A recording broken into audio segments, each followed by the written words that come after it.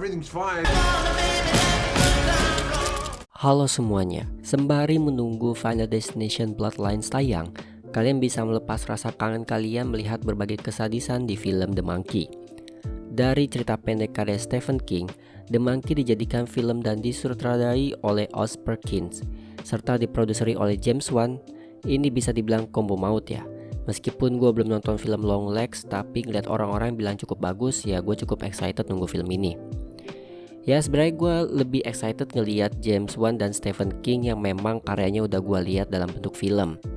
The Monkey menceritakan saudara kembar Bill dan Hal yang menemukan sebuah mainan monyet drum milik bapaknya. Setiap monyet ini memainkan drumnya, kematian pasti datang. Kalau kalian udah nonton trailernya pasti keinget Final Destination. Dan wajar, karena memang 11-12.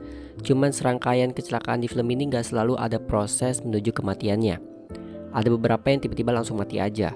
Sebenarnya adegan sadisnya terbilang banyak ya, tapi memang kebanyakan adegan orang matinya itu langsung hasilnya gitu. Kalau kalian berharap bakal sama persis kayak Final Destination ya kalian salah. Soalnya film ini lebih fokus ke hubungan Bill dan Hal. Nah monyetnya ini bisa dibilang dalangnya lah.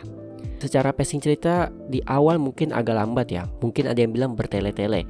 Cuman bagi gue krusialnya yang ada di babak pertamanya, pas ceritain masa lalu Bill dan Hal. Ini jadi pondasi utama film ini, konflik utamanya. Soalnya tanpa ada cerita masa lalu, mereka justru motifnya itu bakal kurang kuat. Kalau Final Destination kan tipe yang satset kan, langsung dikasih gore gak habis-habis dari awal sampai akhir. Polanya selalu sama dari yang pertama sampai seri terakhir.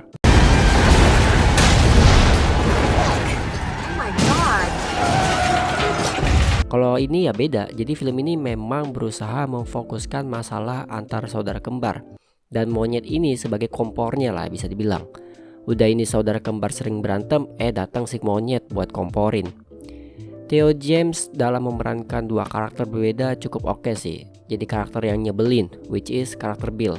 Dan karakter Hal itu lebih yang kesuka dibully sama saudaranya, kakaknya. Memang aktingnya bukan yang sampai kayak si Robert Pattinson meranin dua karakter berbeda atau James McAvoy di Split, tapi tetap bagus gitu.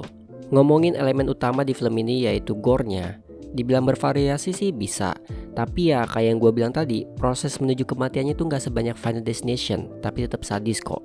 Film ini juga nawarin psychology thriller tapi cuma sedikit. Lebih ke bagaimana dalam psikologisnya si Hal yang trauma karena mainan monyetnya itu bisa bunuh orang. Salah satu adegannya itu ya yang mimpi. Sayangnya seperti dugaan gua, mainan monyet ini tidak dijelaskan secara asal-usulnya gimana. Hanya dijelaskan kenapa mereka gak ngincer Bill dan Hal. Ini sama seperti Final Destination yang masih belum dijelaskan kenapa ada yang bisa dapat penglihatan. Kemudian ada karakter yang rambutnya panjang. Gua rada lupa nama karakternya. Karakter ini yang sempat jadi polisi gadungan. Nah ini karakter gua rasa gak penting. Ini cuma nunjukin kalau ada orang lain yang suka mainan monyet. Bener-bener gak penting deh pokoknya karakter ini. Last but not least, babak ketiga di film ini berasa cepet buat gua. Apalagi penyelesaian masalahnya ya. Kalian jangan berharap kalau penyelesaian masalah di film ini nih heboh.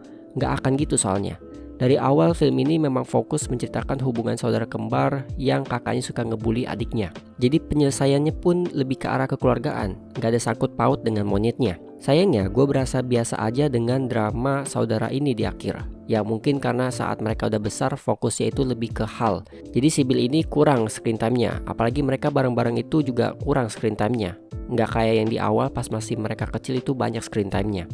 Overall, The Monkey menjadi film yang cocok buat kalian suka gore dan kangen sama Final Destination. Nggak cuma menawarkan kesadisan tapi juga dark comedy. Tapi komedinya ya sesuai selera kita masing-masing ya. Nggak usah berharap cerita yang wow di film ini, tapi nikmatin aja kesadisan yang ditawarin dan keabsurdannya. So itu saja review dari gua. Terima kasih bagi yang sudah menonton, like, comment, dan subscribe. Gua Rakis, signing out.